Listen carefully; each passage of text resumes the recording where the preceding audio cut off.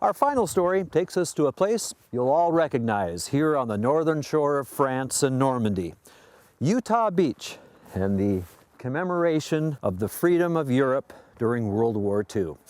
But this is also a place known for something else, the recycling of nuclear fuel to help save France from its dependence on foreign oil.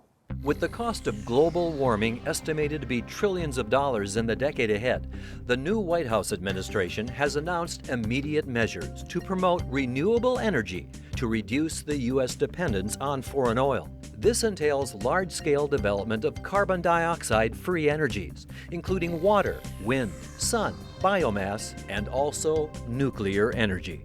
Nuclear energy is a very green form of energy. It produces virtually no air emissions as fossil fuel plants do, and it is a very clean technology, also producing relatively small volumes of waste that has to be disposed of. As the United States moves toward a low-carbon energy future, a much-needed debate is underway on how we should best manage the waste from America's nuclear power sector, which is by far the nation's largest source of carbon-free electricity. This is why nearly every nation in the world with a nuclear power sector has embraced recycling, with the exception of the United States, which brings about the question, we recycle plastic, aluminum, glass, so why not nuclear energy? Well, here in the northern part of France, they answered that question a long time ago in a big way.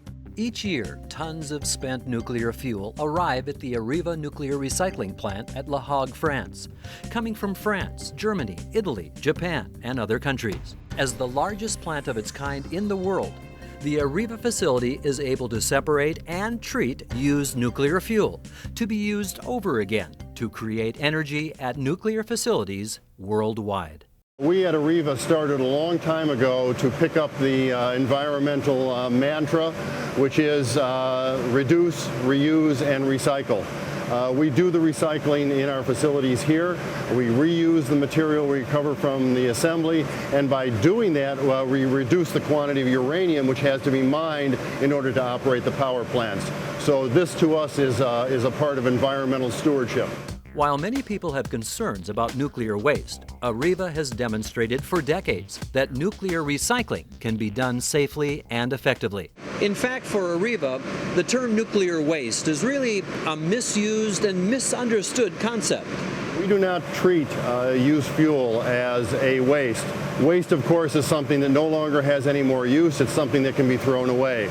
The used fuel assemblies still have an enormous quantity of energy in them, and this plant, of which this pool is a part, has been designed to recover that material and to gain the energy value. The process is really quite simple. Once used nuclear fuel has been discharged from a reactor, it is then shipped to the Le Hague facility in safe, dedicated transports, where it enters the recycling process and is separated.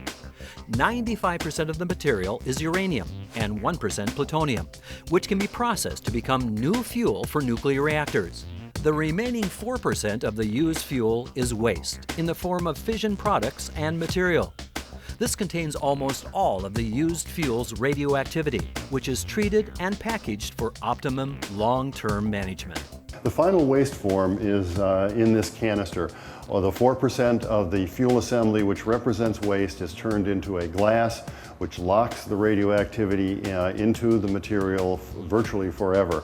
They are put in canisters and they are stacked 9 high underground here. It goes deep underground, and they will be stored here temporarily until the geological repository becomes available sometime in the next 2 decades. The Le Hague facility is a symbol of how renewable nuclear energy can be, and the prominence that France has given to nuclear power in order to meet its energy needs. Areva has shown that recycling nuclear fuel offers a solid alternative and is a more sustainable solution for nuclear energy worldwide.